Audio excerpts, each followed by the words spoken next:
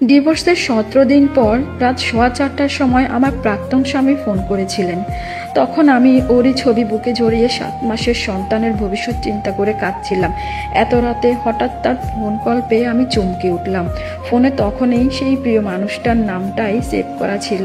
মন না চাইলেও কলটা রিসিভ করলাম। সঙ্গে সঙ্গে ও পাশ থেকে সে বলে উঠল, আমি তোমাকে ডিভোর্স দিতে চাইনি, পরিস্থিতি আমাকে বাধ্য করেছে। আমার সন্তানও তোমাকে নিয়ে খুব সুন্দরভাবে আমি বাঁচতে চেয়েছিলাম, শেষ নিঃশ্বাস অবধি যেতে চেয়েছিলাম, কিন্তু বিধাতা হয়তো এমনটা চায়নি। ভাঙা গলায় বললাম, এত রাতে ফোন করেছো কি জন্যে? কি বলছো এসব ইমতিয়াজ? তোমার কথা আমার বোধগম্য হচ্ছে না। তুমি আমাকে আর ফোন করবে না, কি বলতে চাচ্ছ? আর কখনো আমাকে ফোন দিবে না। তোমার সাথে সব সম্পর্ক আমার আজ থেকে সব শেষ। আমি জানি তুমি এখনো আমাদের ডিভোর্সটা মেনে নিতে পারছো না, এমনকি এত রাতে আমারই ছবি বুকে জড়িয়ে তুমি কাঁদছো। কিছু সত্য তোমাকে মেনে নিতে হবে, আর কিছু সত্য তোমাকে খুঁজে বের করতে হবে। আজ তোমাকে অনেক কিছু বলার ছিল আমার, কিন্তু সেই পর্যন্ত আয়ুষ্কাল আমার হাতে নেই। অলরেডি আমার শরীরের কাঁপুনি শুরু হয়ে গেছে সোমা। আমার ভিতরটা জ্বলসে যাচ্ছে, শ্বাস প্রশ্বাস বন্ধ হয়ে আসছে। আমাকে তুমি ক্ষমা করে দিও। তোমাকে দেওয়া কোনো কথা প্রতিশ্রুতি আমি রাখতে পারলাম না। যদি কাল শীতের সকালে তুমি শুনতে পাও আমার লাশ খাটিয়ায় উঠেছে, দয়া করে তুমি কাফন জড়ানো লাশটা দেখতে এখানে কখনো এসো না। শেষ বেলা তোমাকে একটু না দেখার মানসিক আত্মে আমার রয়ে গেল। তারপরও পাশ থেকে আর কোনো আওয়াজ আসেনি, কল কাটেনি। এভাবে আধ ঘন্টা গেল, পরে আমি ফোনটা কেটে দিই। সেই রাত আমি আর চোখের পাতা এক করতে পারিনি। বাকি রাতটাও অশ্রুতে নয়ন ভিজিয়ে পার করেছি।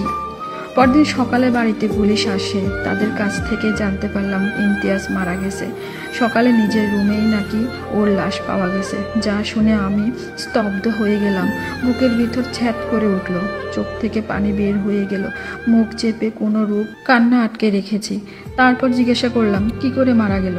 পুলিশ অফিসার প্লাবন সাথে সাথে জবাব দিল, দেখে মনে হলো বিষ খেয়েছে।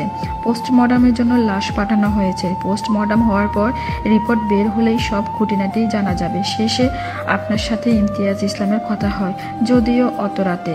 তার ডিভোর্সের 17 দিন পর আপনাদের মাঝে ঠিক কী নিয়ে কথা হয়েছিল, তাছাড়া আরও বিভিন্ন বিষয়ে জানার জন্য আমাদের এখানে আসা।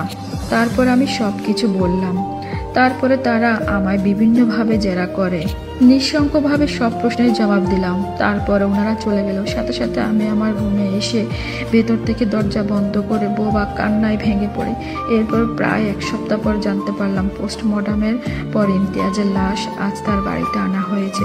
দুপুর 12টার সময় বাবাকে বললাম জোহরের নামাজে পরে ইমতিয়াজকে কবর দেওয়া হবে, আমি ওকে শেষবারের মতো একবার দেখতে যাই।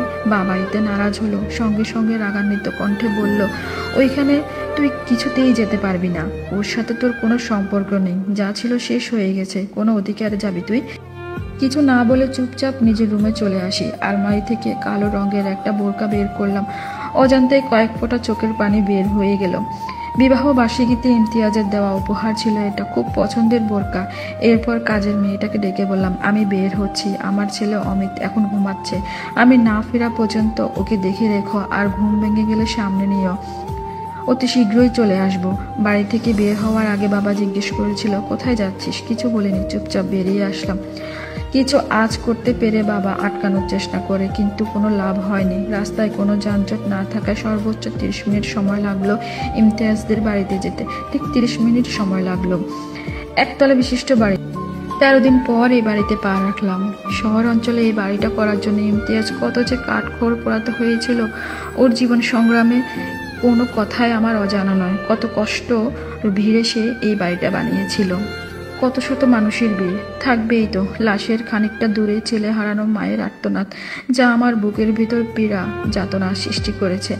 আমি বেশিক্ষণ সেখানে থাকিনি, থাকতেও পারিনি। শেষবারের মতো ওর ফ্যাকাশে মুখটা দেখেই চলে আসলাম। বুকের ভিতরটা যেন ধুমড়ে মুচড়ে শেষ হয়ে যাচ্ছে আমার।